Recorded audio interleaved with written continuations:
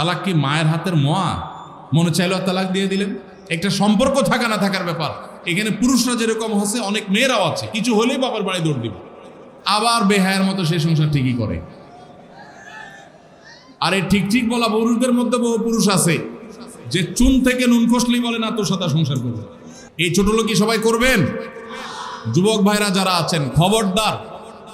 দাম্পত্য জীবনের প্রথম দিনগুলো, প্রথম বছরগুলো অনেক কষ্টে যায়। স্বামী স্ত্রীর মধ্যে নানান বিষয় কেওয়াজ লাগে, মায়ের কারণে, বোনের কারণে, ননদের কারণে, শাশুড়ির কারণে, বাইরের লোকের কারণে নানান ভুল বোঝাবুঝি তৈরি হয়। দিন যত অতিবাহিত হতে থাকবে, যত পারিবারিক জীবনটা সামনে এগোতে থাকবে, লাস্টিং করতে থাকবে, সন্তান বড় হতে থাকবে, ইনশাল্লাহ দেখবেন এগুলো সব হারায় যাবে। যারা ধৈর্যশীল তারা সবর করে, যারা অধৈর্যশীল তারা আগে ভাগে রাস্তা দুই দিক করে ফেলে। এই জন্য ধৈর্য সহ্য ছাড়া কখনো পারিবারিক জীবন টিকানো সম্ভব নয়। ঘরে ঘরে তালাক হচ্ছে।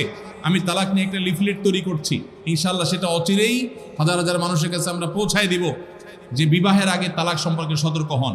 বেশিরভাগ মানুষ তালাক দিয়ে এসে এরপরে চোখের পানি ফেলে, এসে বলে হুজুর দিয়ে ফেলেছি এখন কি করব।